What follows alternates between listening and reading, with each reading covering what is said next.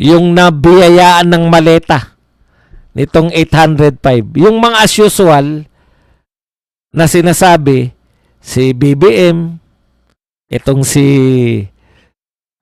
Martin Romualdez, itong si Saldico, kasama, di ba? Kaya lang, iba puro tong revelasyon eh. Ng 18 Marines, tinanong sila kung na-deliveran ba nila mismo si BBM. Diyan daw sa exclusive subdivision, di ko alam kung saan, nakalimutan ko na, na-deliveran daw nila. At ito po ang malupit. Doon po sa Ilocos Norte mismo, na-deliveran. Na-deliveran po mismo doon sa Ilocos Norte sa bahay niya ron.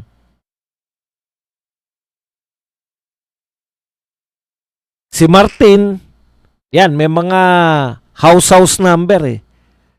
O as usual, sila po ang mga nakatanggap, pinakamalaki, silang tatlo.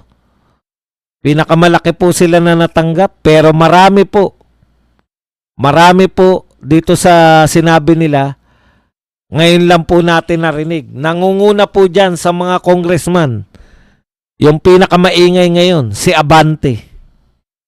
Kaya ka pala sa Forbes Park. Yan. Kaya ka pala Abante. Ito kasi ang ganda nitong ano nila yung galing sa 18 Marines eh.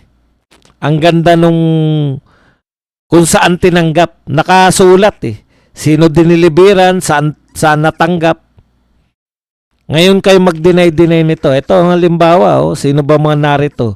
Abante, nakatanggap siya sa HOR mismo. Lakas ng loob ni Abante at saka sa townhouse. Yun yung townhouse na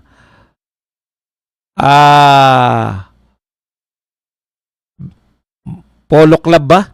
Manila Polo Club ba townhouse? Merong sinasabi, teka, tignan lang natin maigi kung saan. Para makatiyak tayo, mahirap na. Okay. Ayun, Unit 8 o Unit 9 ng Polo Club Townhouse, Forbes Park. Polo Club Townhouse, Forbes Park, Unit 8 o Unit 9. Kasama po dyan sa mga nakatanggap na yan si Abante. Nakita ko rin si Kimbo. At iba pa. Okay. So, ilalabas po yan. Actually, baka nakalabas na ngayon yan. Naku po, halos lahat ng bumabanat dito. Ito sa balita ng ang balita ngayon.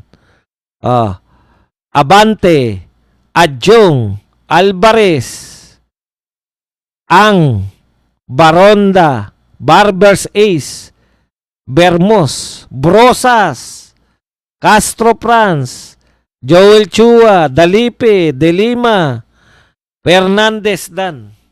Halos lahat ng mga mahilig bumanat nakakatanggap pala. Kaya pala maiingay kayo. Kaya pala ang lakas-lakas niyong bumira. At kaya pala kayo natataranta ngayon sa pagdedeklara ni BP Sara. Ang ingay niyo lahat. Bakit? Kayo pala yung mga tumatanggap.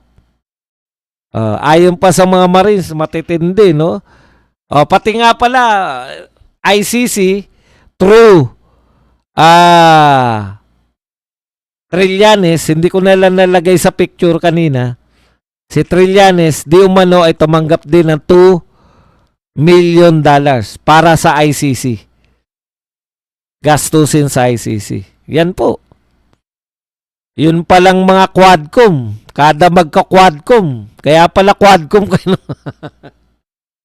Napagdudugtong-dugtong natin lahat, no? Kaya pala quadcom kayo ng quadcom. Tumatanggap pala kayo ng paper bag kada quadcom, ha? Antindi. Ngayon, bakit ayaw nyo po mag-imbestiga ngayon? Sa flood control. Walang paper bag?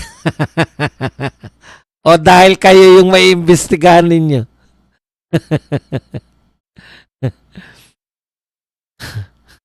Opo, si Abante nga po nangunguna dahil letter A siya eh.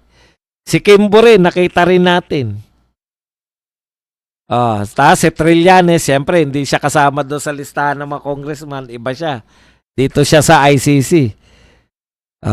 Si Father Flavi, hindi po direkta na sa kanya, kundi sa kanyang foundation. Ano bang foundation? Teka lang, mahirap po ngayon na mag-chumamba eh. Kinakailangan po ay definite po. Ito po, primary recipients ayon po sa 18 former Marines, si BBM Martin Romualdez, yan. Other mentioned, Saldico. Yan. Allegations regarding Father Flavi. Bagamat hindi sinabi na tumanggap siya ng maleta, yung kanya pong pinamumunuan, yung Bahay Kalinga, ay sinusuportahan po, supposedly funded by Saldico.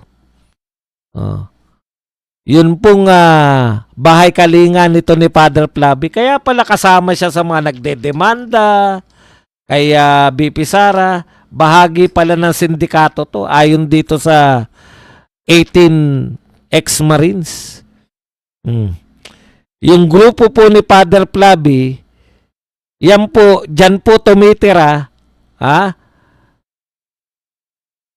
dyan po tumitira yung mga testigo laban kay Tatay Digong sa ICC.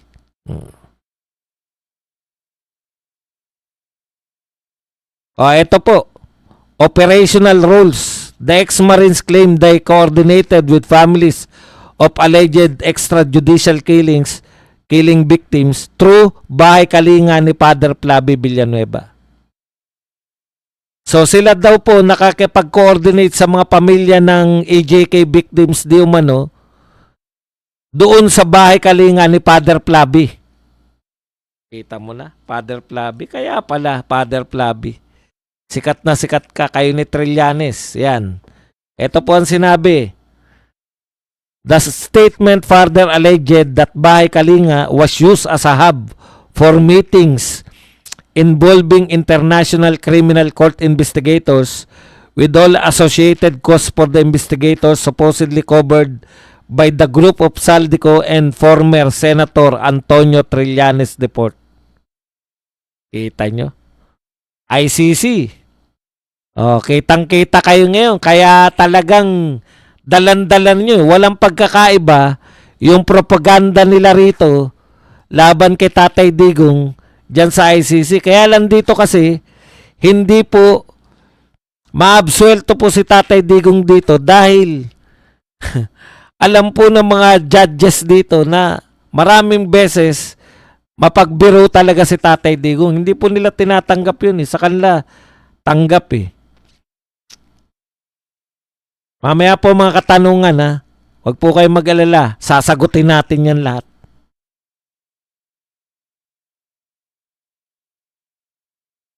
Grabe pala to si Father Flavi. Siya pala kumakalinga sa mga testigo. Malaki pala papel mo dyan, Father Flavi. Kaya kasama ka sa lahat sa nagsasampa ng reklamo kay BP Sara.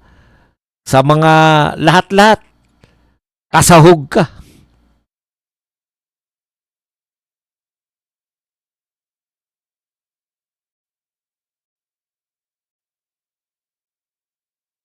Sinagot din ni Kaufman to. Yung sinasabi ng mga taga-palasyo na wala raw kinalaman. Irrelevant daw po. Yung sinasabi nila kay Bongbong Marcos. Ang sabi po ni Kaufman, certainly not irrelevant.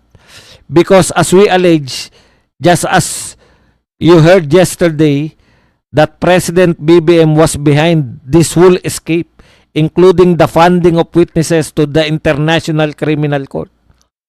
So si BBM po ang sentro. Ito naman po ang atake ng depensa. Kaya po nagkaroon ng kaso si Tatay Digong dahil may na-open siya, di ba? Si BBM po ang sinasabi na siya ang behind sa whole escape. pati po sa pagpopondo sa mga witnesses sa International Criminal Court. Kaya po dun sila pala, sa ICC nagsampa, wala pong pag-asa yan. Kung lahat lang po ng sinabi nila, yan na yun yung ebidensya laban kay Tatay Digong. Hindi po mananalo rito sa korte yan dahil kilala po natin si Tatay Digong, mapagbiro, hyperbole. Hindi po nila nauunawaan yun eh. Sinampulan nga sila ni Kaufman eh. 'Di ba? Yung pinagbintangan din sila na neutralize. Pwede mo kasing gamitin yung neutralize. Actually, pinagtalunan na sa Quadcom yan eh. Natatandaan ko eh. Na pinagpipilitan nila yung neutralize. Salitang neutralize ay kaya kung ano po yung nakuha sa Quadcom, sama-sama talaga eh. Nakikita nyo po sa paglantad po ng mga Marines, malinaw na po sa atin, may kaugnayan pala yan yung pagsasampa nila ng ICC sa pagkuha nila ng mga ebidensya sa Quadcom. Magagamit pala lahat yan doon sa ICC trial. Grabe.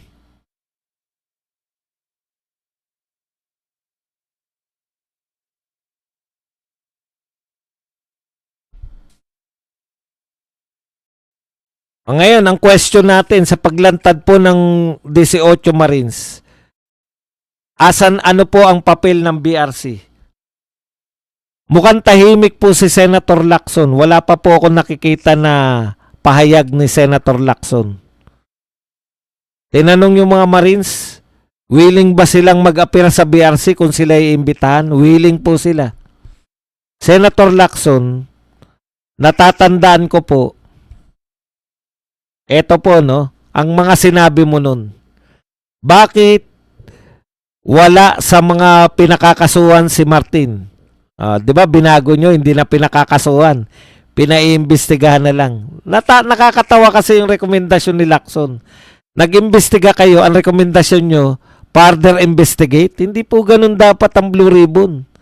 Kayo na po ang mag-iimbestiga. At kayo po ang dapat recommendation nyo, batay sa investigasyon nyo, nire-recommenda nyo silang kasuhan.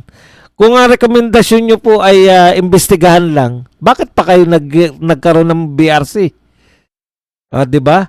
O ngayon, ang tanong po,